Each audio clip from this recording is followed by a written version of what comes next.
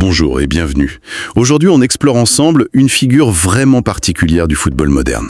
N'Golo Kanté. Bonjour. Oui, Kanté, c'est un cas fascinant. C'est le mot.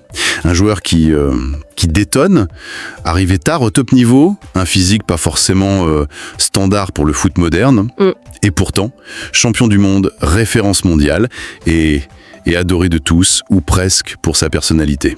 C'est ça le paradoxe, non ? Complètement. Et c'est ce qui le rend si intéressant à analyser. Alors pour ça, on a pas mal de matières. Des articles de fond, goal.com, demi-volée, Football The Story, une bioZNS aussi. Oui, des vidéos YouTube qui décortient bien son jeu, sa personnalité, je pense à Lucidité, Football Info, Brut. Exact, la page Wikipédia très riche, et même les discussions sur Reddit pour voir un peu ce qui se dit. Un bon panorama. Notre objectif donc, essayer de comprendre ce parcours. Comment il passe de l'anonymat, quasi, à la gloire mondiale. Qu'est-ce qui fait que son jeu est si efficace ?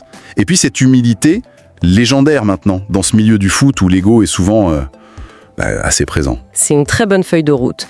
Le cas Kanté, c'est vrai que ça ressemble à un conte de fées. Cette ascension fulgurante, qui défie un peu tous les pronostics. Mais, et c'est là que c'est passionnant, les sources le montrent bien, c'est pas du hasard. Ah non. C'est du travail. Énormément de travail. Une persévérance folle et puis des qualités humaines qui font l'unanimité. Son histoire, au fond, ça dépasse le sport. Carrément. Alors, commençons par le début. Les origines. Il est né à Paris, 10e, en 91, parents immigrés du Mali. C'est ça. Il grandit à Rueil-Malmaison, milieu modeste, famille nombreuse, 9 enfants. 9, oui, ouais. C'est énorme. Mère, femme de ménage, père éboueur, qui décède quand N'Golo a seulement 11 ans. Ça, Wikipédia et Lucidity insistent là-dessus. Ça marque forcément. Bien sûr. Et même son prénom N'Golo, Wikipédia nous apprend que c'est une référence à un roi de Ségou, au Mali, N'Golo Diarra, un ancien esclave devenu roi. Ah, c'est intéressant ça, comme symbole. Oui, assez fort. Ses débuts dans le foot, c'est à Suresnes.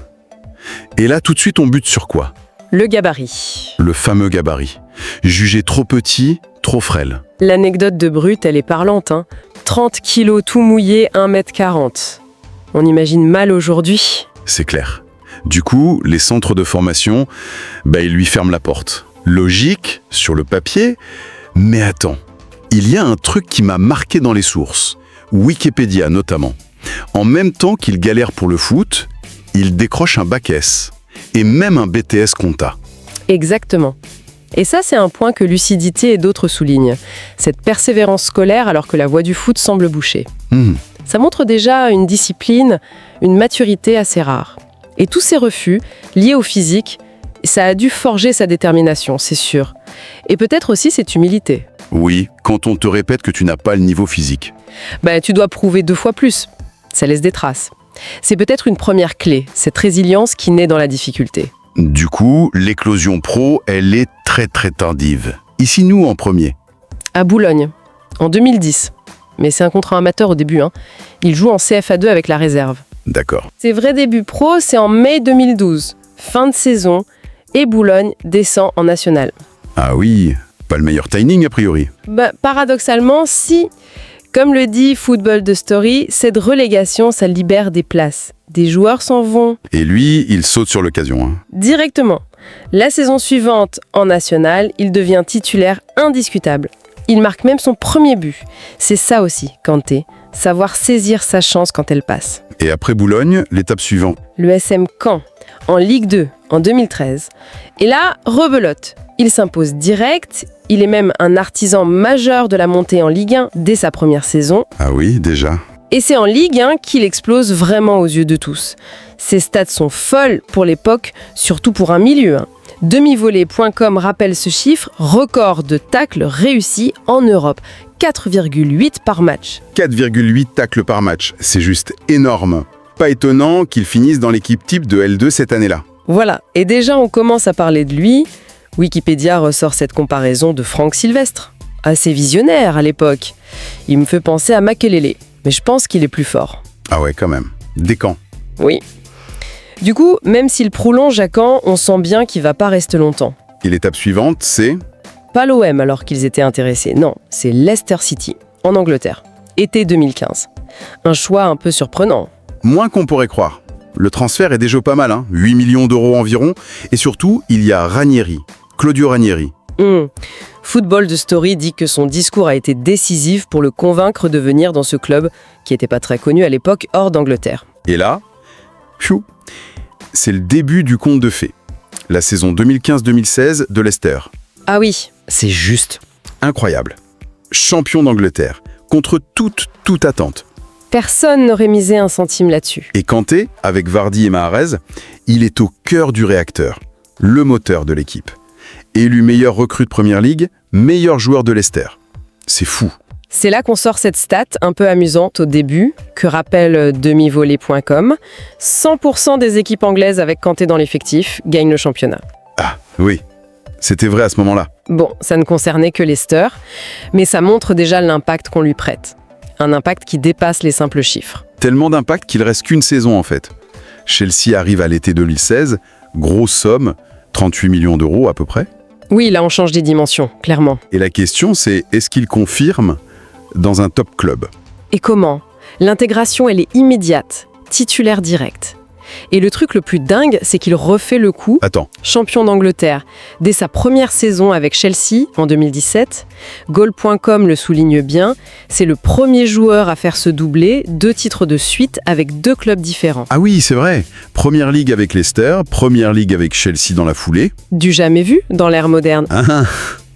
Là tu te dis, ok, c'est plus le hasard, c'est plus juste Leicester. Le mec est un facteur X. Absolument. C'est la confirmation au sommet.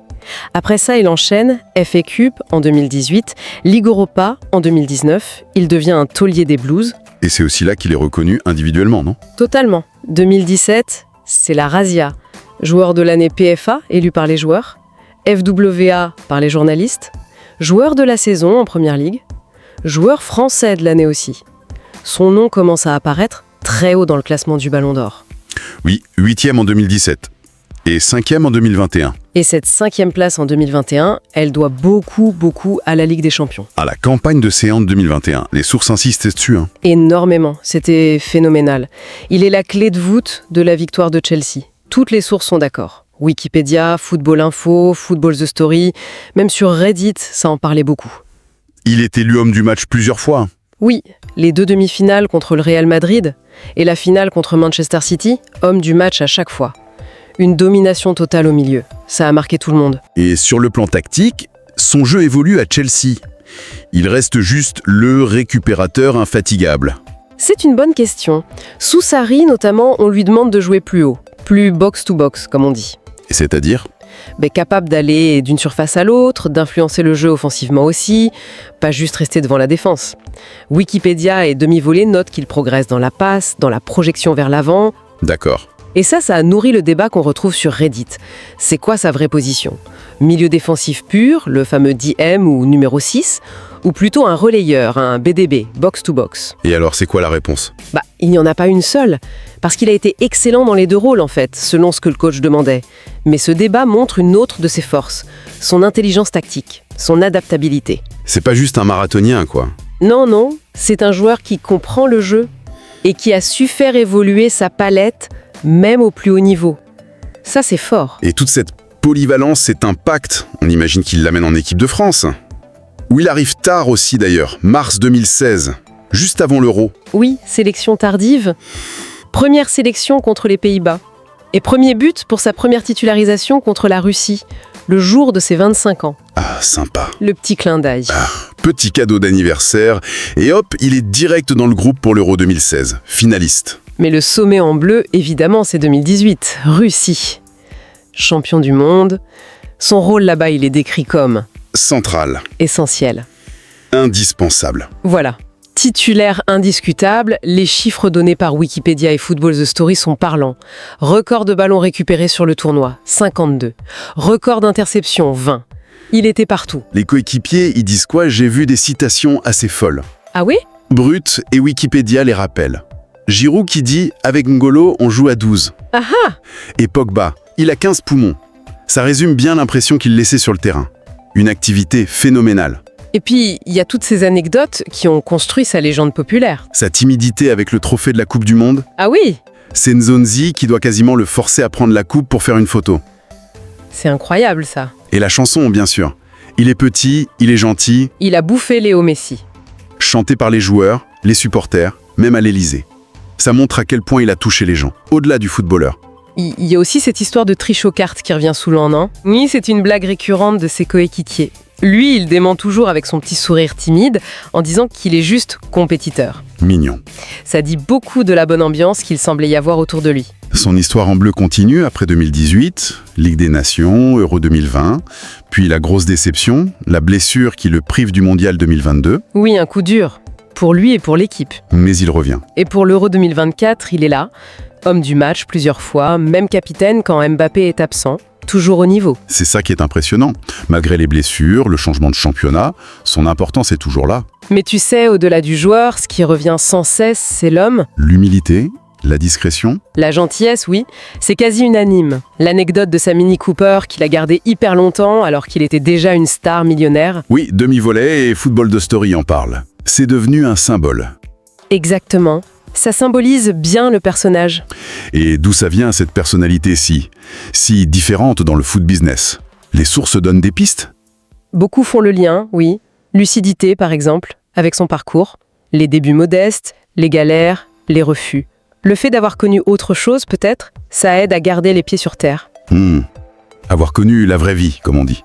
Voilà, avoir dû se battre pour chaque étape. Ça ancre peut-être différemment. Et il y a des actes concrets aussi qui montrent ses valeurs. Oui, on parle de son investissement dans un hôpital au Mali, de sa foi musulmane, vécue discrètement, et puis il y a cette histoire sortie par les Football Leaks. Ah oui, le refus d'optimisation fiscale. C'est ça. Apparemment, Chelsea lui propose un montage via une société offshore pour payer moins d'impôts sur ses droits à l'image. Il aurait refusé, après avoir été mis au courant des risques, en disant qu'il préférait payer ses impôts normalement. Franchement, c'est assez rare pour être souligné dans ce milieu. Carrément. C'est un dit long sur son éthique. Aujourd'hui, il est où N'Golo Kanté? Mais il joue en Arabie Saoudite, c'est ça? Al Ittihad depuis 2023. Exact. Un choix qui a pu surprendre, c'est vrai, mais il y a aussi autre chose à côté. C'est-à-dire? Il a racheté un club en Belgique, le Royal Excelsior Virton. Un petit club qui venait d'être relégué. Ah, d'accord. Et il veut en faire quoi? Son ambition affichée, d'après Wikipédia, c'est de le restructurer, de miser sur la formation, notamment pour des jeunes joueurs africains. C'est un projet post-carrière qui se dessine. Assez intéressant. Ça montre une vision plus long terme. Si on devait résumer le style Kanté sur le terrain, quel mot on utiliserait? Vitesse, endurance, bien sûr, cette capacité à courir partout tout le temps. Omniprésence, lecture du jeu, pour intercepter, qualité du tacle, harcèlement constant, pression sur l'adversaire. Le surnom de Kirikou du foot anglais, que Demi-Volé avait trouvé, c'est un peu ça, non? Petit mais impact énorme. C'est une bonne image, oui. Petit par la taille, mais un géant sur le terrain. Et son influence sur les équipes où il est passé, Leicester, Chelsea, la France, Immense. C'est un catalyseur. Eden Hazard avait dit un truc comme jouer avec N'Golo, c'est comme jouer avec des jumeaux. ah oui, j'avais vu ça. Tellement il couvre de terrain. Et Frank Lampard, son ancien coach, le considérait, à son top, comme le meilleur milieu du monde. Il le disait même plus complet que Makelele. La référence absolue à ce poste. C'est un sacré compliment. C'est énorme, oui. Et ce qui est intéressant, c'est que même si on débat de sa position exacte, milieu défensif, relayeur, comme on l'a vu sur Reddit, personne ne conteste son apport fondamental. Récupérer un nombre fou de ballons et équilibrer toute l'équipe. Il rendait les autres meilleurs tout simplement. Donc si on récapitule un peu tout ce qu'on a exploré, N'Golo Kanté, c'est quoi? C'est une ascension incroyable, depuis le foot amateur jusqu'au sommet du monde. C'est ça. C'est un palmarès dingue, 2 premières ligues avec 2 clubs différents, une Ligue des Champions, une Coupe du Monde. Pas mal, oui. C'est une influence sur le jeu qui est juste décisive, et puis par-dessus tout ça, c'est cette personnalité hors norme, humble, attachante, qui force le respect bien au-delà du foot. C'est tout à fait ça. Et son héritage, il pourrait être important. Est-ce qu'il n'a pas un peu redéfini ce qu'on attend d'un milieu de terrain? Est-ce qu'il n'a pas montré que le travail, l'intelligence de jeu, ça peut dépasser les limites physiques qu'on imagine? C'est une bonne question. Son parcours, c'est une source d'inspiration. Clairement, il incarne cette idée que la persévérance, alliée à des qualités humaines fortes, ça peut mener très très haut. C'est peut-être ça le message principal qui ressort des sources. Et ça nous amène à une dernière réflexion peut-être? Une question pour conclure? Dans le foot d'aujourd'hui, où l'image, la com, l'ego parfois prennent tellement de place, comment on racontera l'histoire de N'Golo Kanté plus tard? Quelle place il aura dans la légende du foot? Lui, dans l'héritage, c'est autant les trophées que cette personnalité si discrète, si appréciée. Est-ce qu'il sera mis au même niveau que d'autres légendes peut-être plus flamboyantes, plus bankable, mais moins universellement aimées? C'est une vraie question sur la postérité. Au fond, qu'est-ce que le phénomène Kanté nous dit sur ce qu'on recherche, sur ce qu'on admire vraiment chez les grands sportifs?